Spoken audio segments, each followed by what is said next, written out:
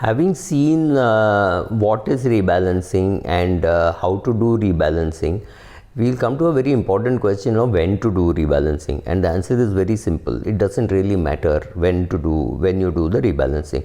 Suppose you have a reasonably complicated portfolio like the one which I discussed in the previous video, of saying you have international equity, you have international global asset allocation, you have large cap, mid cap, flexi cap in the Indian scenario, plus you have bonds, bond fund, maybe you have some art and gold and all this, and this is your complicated longish portfolio, very well made with the help of a professional, and over the years you have built it and it is worth a nice big amount, and you are now 55-60 years of age, and you are now going to reap the benefits of your beautifully built portfolio. That's the purpose, right? You built a portfolio because one day you will draw from it, use it, and you will leave the balance to the next generation. So assuming that your next generation wants it and wants to manage it well, you need to first of all involve them and tell them that this is a complicated, complex portfolio because you think it is complex. For me it is not complex because I have created it. So whatever I have created, I don't think it is complex, but the person who is going to manage it, in this case I am assuming that the man has created and his wife is going to manage it, she has to feel very comfortable because you've reached that stage in life. But before that, while building, it's very important to know how often you should do. So let us say you had a very simple portfolio and you started off and you said, okay, now equities has gone up so much, so I will remove some money from equity and put money into a real estate. You did that. And then you removed some money from equity, you put it into metals, you put it into foreign assets and all that. So basically the growth in your portfolio happened because of two things. One, your portfolio itself was doing well, you had good quality shares which was doing well, you bought real good quality real estate which was paying you rent, and that was also doing well, and your portfolio was booming. And you were earning very well in your main profession or business or whatever you were doing, and you were able to pump a lot of money into your portfolio and grow your portfolio. This you've already done. Now you could do the reallocation every month, you could do it every day, you could do it every week, or you could do it once in 6 months or once in a year.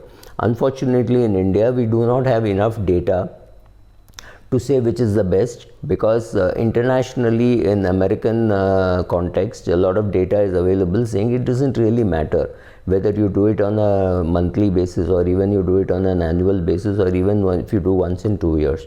So yes, have your eye on it, look at it regularly, but it doesn't mean you have to act on it regularly.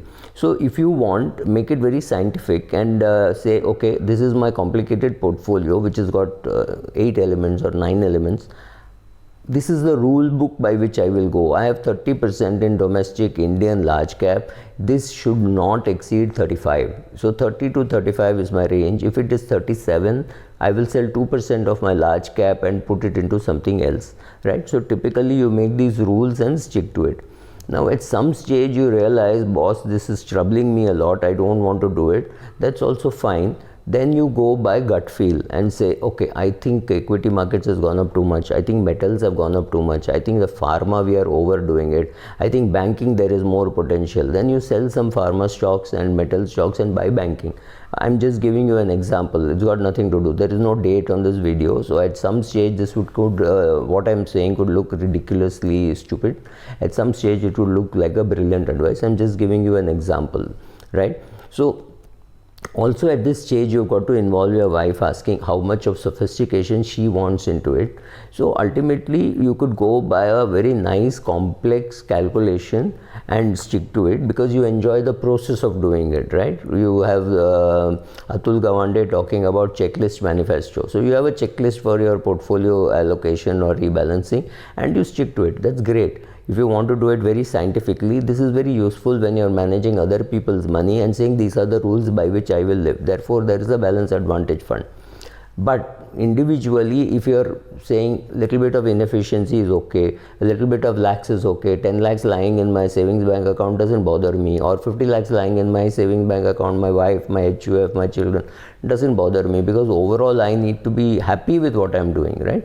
So this is how I will do. That's also right. So you could go by a very complex scientific method with lot of back testing, which is, that kind of data may not be available in India. So you'll have to go to US and see which is a good software available for doing asset allocation. Or you say I go by gut, or you say I've reached a stage in life and I don't need to do all that. I just need to explain to my wife and children for whom I have built this, saying why I am doing what I am doing. And after my life, or even during my life, at some stage when at 80 I don't want all these complications, I may just break all these rules.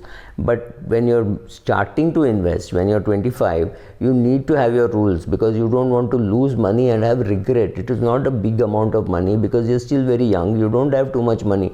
But when you lose money, there is tremendous amount of regret, and that regret is going to mar you from being a good investor for the next few years. You're going to say, oh God, I lost money in equity, let me stay away from equity. That is the worst thing you can do, right? So some of these decisions you save yourself by doing this asset allocation, but I don't think there is any great evidence of when you should do it. You can do it literally whenever you want.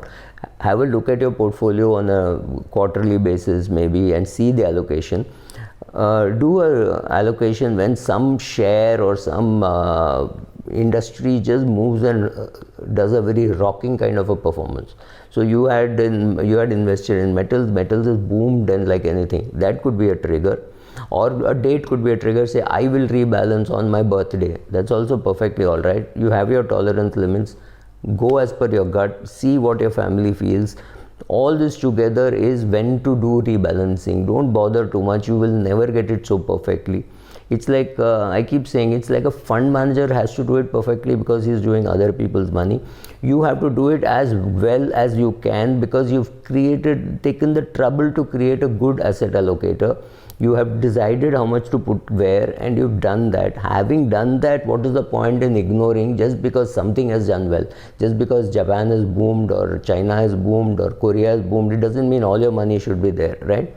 So therefore you should do it. But working by your gut feel is also okay, it doesn't really matter too much. What your family feels about it is far more important. Don't try to get as efficient as a fund management team.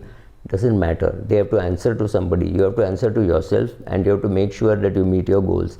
If your asset allocation allows you to sleep well at night, meet all your goals, and is good enough for your wife to handle after your death, or she knows how to simplify it, you have achieved your most important purpose of your life, that it will last through your retirement with the same standard of living, and you're happy doing that. Thank you.